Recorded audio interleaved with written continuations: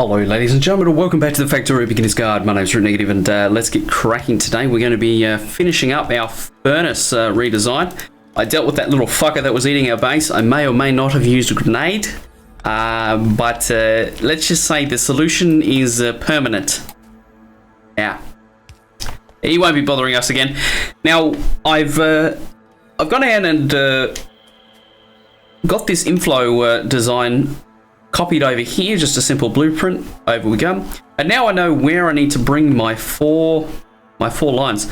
Now, to do this though, I'm going to need to obviously put a big kink in them, which is, shall we say, not the easiest thing to do. Like, you don't really want to be kinking a 4-lane main bus, but you know, the situation calls for it, so we're going to do it. We could always straighten this stuff out and make it more beautiful later, which I kind of plan to do. Okay, so we're just redirecting all of this stuff around. That's actually the correct thing. We'll do that, and yeah, that's kind of the inflow largely sorted. I was looking at my copper belts actually, and I was thinking, what on God's green earth am I doing here? Like, I'm looping it over to bring it to the right, to bring it to the top. And I'm like, well, that doesn't make a lot of sense at all, does it really? So what we're going to do is we're actually going to solve this problem. And it's going to be relatively easy to fix this, right? So we just delete this line. Need to make everything neater. Okay.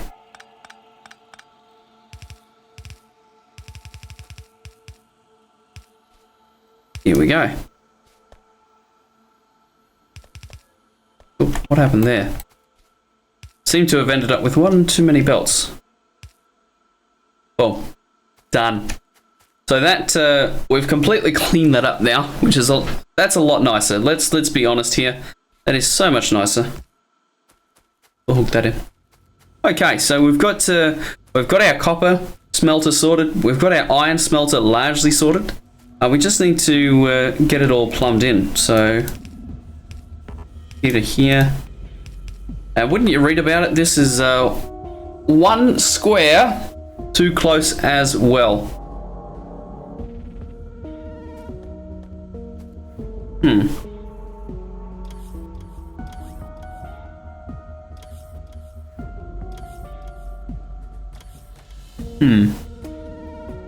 How do we solve this issue? Right now, I'm looking for a place where I can just wipe out one line. I think this is it. It's going to change the entire ratio of the thing, but I feel like that's probably the best solution that we've got right now. Clean up our inventory while we're looking at it. Stamp that down there.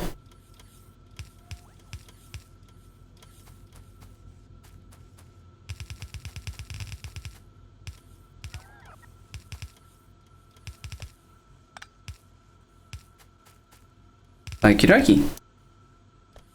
Iron. Sorted.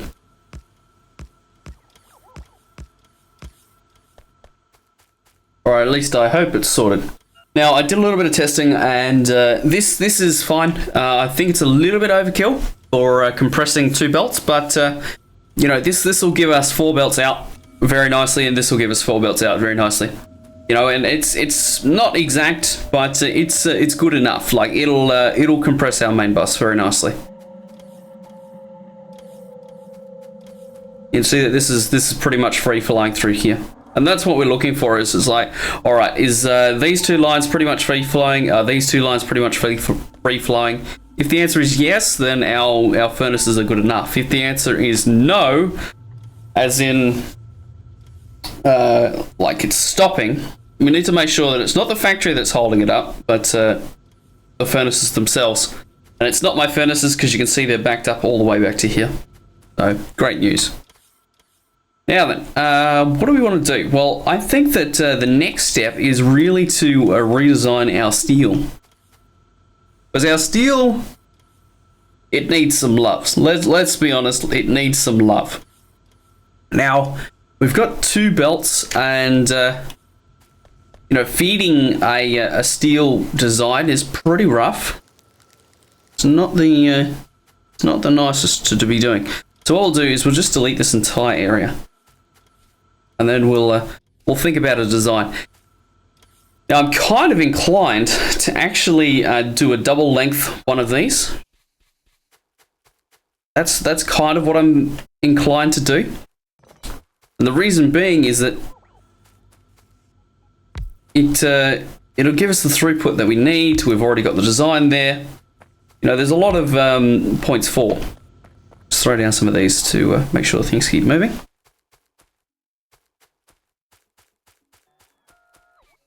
I'm not sure though. It's always a question of, what's going to work best, do you think? And sometimes there's no way of knowing for sure. Now you can see that our electric circuits are effective to about here. Okay, so this one on the end isn't really working at all. And that's a function of these belts here.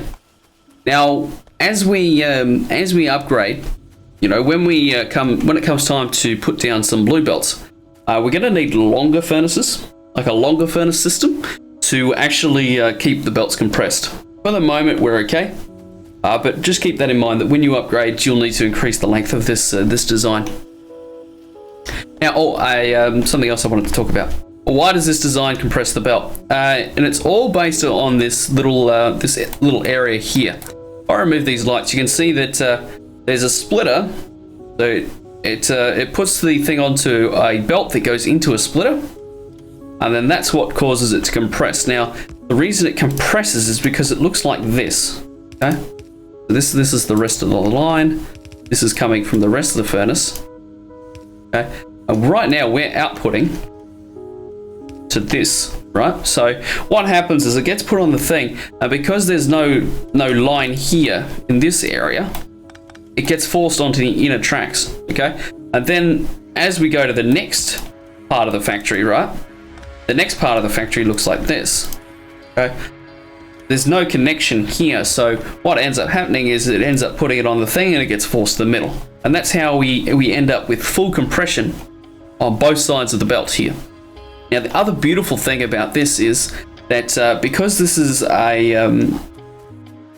because of this middle splitter, right, what's going to happen is it's going to take the copper that's put on this line here, and it's going to transfer it onto this line here and also this line here because of the splitter. Okay, so it'll go bouncing all the way over to here. This one will bounce all the way over to this line. Okay, you can see where the mouse is. This line here. And it'll also do this line here. So we end up with a fully compressed double belt system. Now, why do we use 2 and not 1? This just works a little bit nicer, and it gives you a little bit more throughput. If you tried to do it with 1 belt, yeah, you could do it. It's just not quite as nice, I don't think. I think using the 2 belts is nicer. The design is a lot more symmetrical. If you were trying to do a 1 belt system, it would look something like this. Okay, with things being unloaded to belts like this, and this is not symmetrical, so this is the rest of the factory down here. That's the rest of the furnace up there. Kind of every furnace is kind of stepped like this, so it kind of alternates, and I feel like having a nice symmetrical design is so much better, and it looks good. Looks good. Right, so we've got our factory to a point where we've upgraded our furnaces, we've upgraded everything we've got. Well, what's next? Well, from here, the next steps are kind of to build a power armor. Okay, this is kind of the next thing that we want to be doing in our factory, is build a power armor and get some personal stuff going on. From here, however, you notice that we're starting to close in on the old rocket silo. Okay, we're not that far away, so we're going to start to think about creating some of these end game products. You'll notice though that we're actually pretty much there. Like the design that I've given you, the design this factory is under, it's mostly there. So you can see that we've got the rocket silo. All of that we've got. We need to automate concrete, but that's no biggie. Low density structures, we've got plastic, we've got copper, we've got steel. Rocket fuel, we've got solid fuel already being made. Rocket control units, processing units, and speed modules, we've automated. The rocket parts here, no, that's fine. Solar panels, you know, we only need to automate radars in the actual satellites themselves. So there's really just a few more end game products to automate, and then we're kind of there when it comes to getting ready to launch a rocket. Now, if we just have a quick look over here, make sure this is all fine. Yep, that's fine. Good. Oh, this is something that I should have talked about in the last episode, but then got sidetracked between biter attacks and everything. This is the Matsuri Mark III solar design. Now, you'll notice that it tessellates with itself. Okay, this is the actual blueprint itself. Let me just move to a spot where you can see it. This is the design itself. You can see that it has a roboport in the middle. It's surrounded by accumulators. And the very, very nice thing about it is, right, I can build these and they will actually build themselves. The roboports are in a position where they actually line up with each other. So you don't actually need to worry about getting roboports into the right area. It's integrated into the design so that you can actually expand this as many times as you care. So if I click here like this, what's going to happen is the rock will obviously be in the way, so I'll just stamp that again. And you can see that it turns blue. And I've got these little accumulators, and this is the real nice part about this design, okay? These little accumulators just poke out a little bit further than need be. So the next one comes along and it locks into this little area here. You can see here, this is going to lock together so that it tessellates perfectly. And these bad boys, they put out a lot of power. You know, I've got 720 solar panels. Apparently we're out of power right now. It's sad times. Bad news bears, but we'll keep expanding our solar. And basically what you do with these blueprints, right, is you know that, okay, it takes 196 solar, 166 accumulators. Just need to see where I'm going. I've missed. Here's the gate. And have that on demand in your circuit, in your logistics network. So what you can do is you can just place one down every now and again. Just place one down, and eventually you'll grow quite a nice solar field. You can see here that what I'm doing is I'm requesting in 200, okay, into the network. So there's 219 sitting there and 219 of these sitting there. So these are already just waiting, prepared to go. So that when I stamp down another blueprint, we've got more solar panels to come. We're running a little bit low on fuel power right now. I mean, we need to expand our solar a little bit now. What I'll do real quick at the end of this, because this is the pretty much the end of the episode, we're going to automate concrete real quick because it's an easy thing to automate. What we're going to do is come down here. We need stone brick, and we also need a stone. So relatively straightforward stuff. Going to build 2 of these. Now I've got our main line here. This line is actually for our iron ore input, so maybe the best bet is we run back up to the factory. We could actually get a 25% split, which I think would be ideal. Grab that.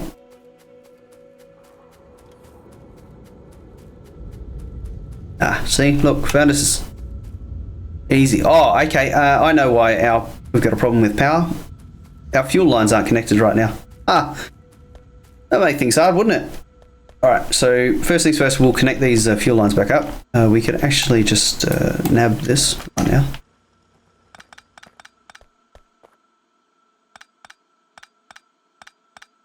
So I need to do something with that coal as well. Okay, delete that, delete that, delete that. Okay, here we go. Right, so that is, come on, please, can I delete? And we're struggling. We are struggling. Okay, we'll connect this, we'll disconnect that because we don't want to be using that coal. Okay. that'll power itself. All of these are self-powered, so there's no real panic. Just throw some coal in here. Throw some solid fuel in here. Okay, there we go. Done. Alright, so that's running again. That's going to solve our power problems. We'll go grab that 25% split, and then we'll automate concrete real quickly. Now we need, well, we've got some assembly machines on us, so this is great. Here's one here. What we'll do is we'll do this. We will grab... Where is it started? Here it is. Boom. Now I just want the blueprint more as a template than actually to have the bots build it. Because it's going to take them forever to run down here, so I'll just build it. But using this template, I can figure out what needs to happen. So we just need to cut a hole here in the old bus. Okay. Perfect. Oh my god!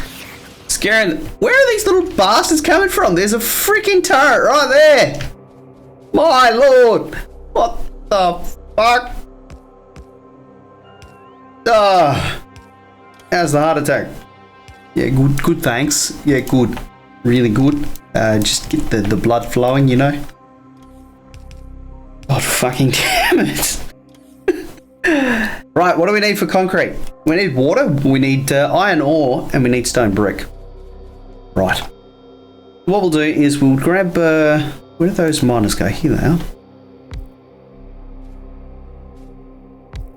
Okay, so here's some miners here.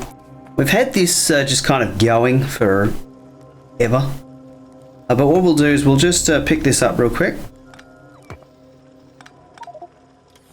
Ooh, that was not ideal actually. It's fine. It's fine. Okay. Oh, that's a lot of stone. What I want to do is I just want to jig this so that I can get it moving to somewhere that's actually useful. Oh, I unplugged everything. How good is that?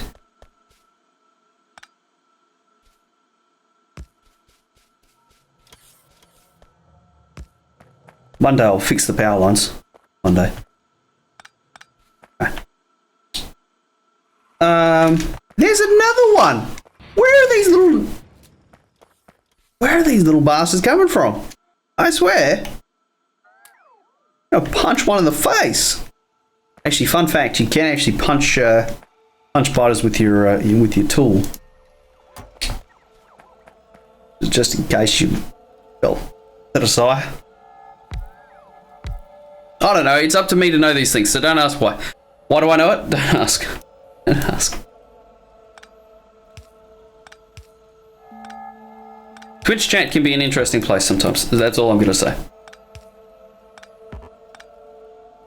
When someone rolls in and says, you know you can punch spiders with your axe? You know what we're going to spend the next hour trying to do. We're going to try and find a spider to punch. Right, so we got this. And what we'll do is we'll just load it onto this belt here. Where's our 25%? Ah, here it is. Excellent. Now we're getting somewhere. Can we please? Okay. This, I don't know what I'm going to do with that. Don't ask me. Right, so we've got one line there. Now, each concrete needs 1 iron ore and 5 stone brick. So this is going to take quite a bit of stone brick, truth be told. So what do we got here? Now stone brick, it mines at a speed of twice, I reckon. It's twice what this is. Mining time 2, make time 2. I reckon it's twice. We'll see. We'll see what happens here. Anyway, I want to set up a dedicated furnace for this. Going to give us the stone brick. Okay, this stone brick's going to come out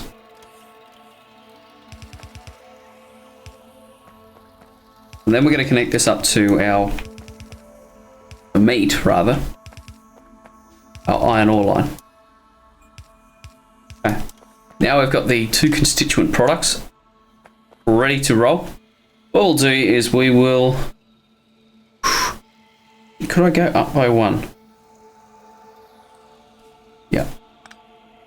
Okay, here's what we're going to do. Alright, I can see it in my brain already. Yeah, okay. This is all going to make concrete for us. Now, these require water. See, that's... Don't panic, it's okay. Like it... have I done this right? I need to jiggle some things to make this work.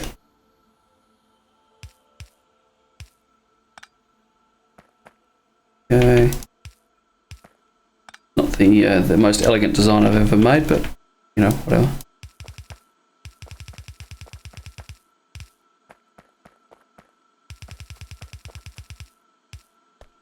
Okay. Now what we'll do is we're going to make this a double line as well. So we're going to have the same thing on this side.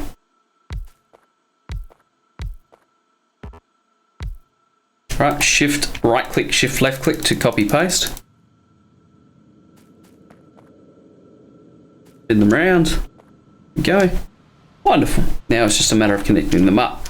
What we'll do is we'll do connections like this. And then we'll run the actual water itself to the top side because there's not really quite enough room down here. Okay, these are our output lines. Actually, what we'll do is we'll output it this way. Okay.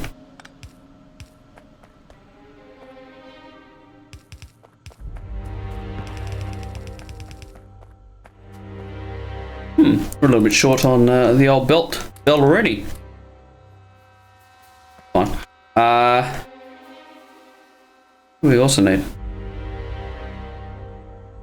here it is.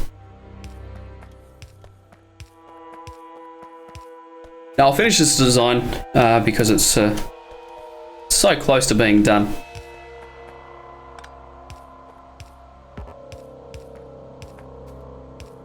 You know, they should really include like a heart attack warning label on the box. Warning, playing zoomed in may result in heart attack when a spider just rocks up and starts chewing on you.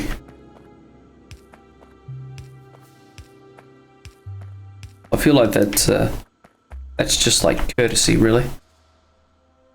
How do I do our situation? Yeah, I like that. I like it like this. Actually, hold on, I boo-booed. That's not going to work. So I need to run the water to the top side. Interesting. Okay, so we'll run the water to the top side. And because these are all connected, right? I just plug a pump into this, an offshore pump that is. We'll be fine. Boom. Pump somewhere? Yeah. Brilliant. Okay, so we got that down. We've got our inflow lines. Can we... Seriously, robots, come on.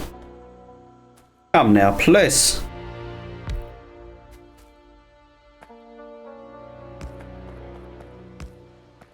I'll fix the power lines one day, I promise. Right, so that'll bring us stuff now. So nearly got this automated. We're so very close. We still need bloody belt. Dang it. Okay, so we've got stone coming in on this belt here. Build some more of these bad boys.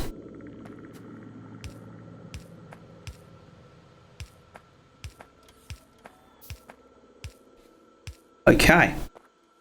Now, let's tackle this power issue right now. There's no real good place to put it, I'm afraid.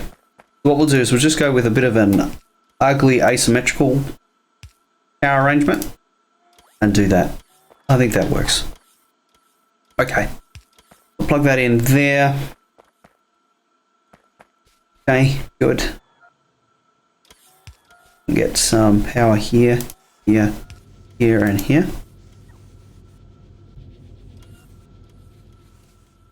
And brick. Excellent. This needs one more pipe right here. That'll give it water. And these are going to start producing concrete. Now the concrete we're going to take out and put into a box.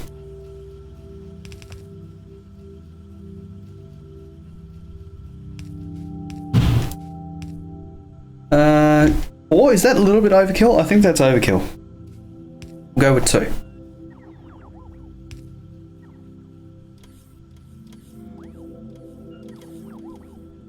Okay, cool. Now I need 2 passive providers. One tape. We're going to tell this to work.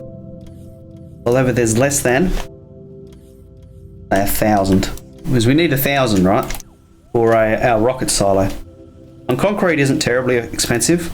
Each 1 iron ore gives 10 concrete. 10. It's a much more efficient ratio. Now, we've answered our question here. 4 of these will run 2 of these. So if there is another stone mine somewhere handy, down here, for example. Now, if I can get these hooked in, this will run all 4. But this has been a really long episode. Oh, do one more thing. One more thing before I go. Needs more lights.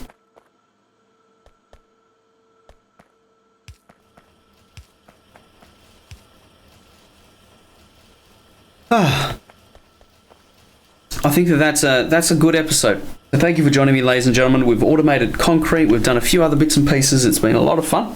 I look forward to seeing you in the next one, where we continue to work towards our rocket silo.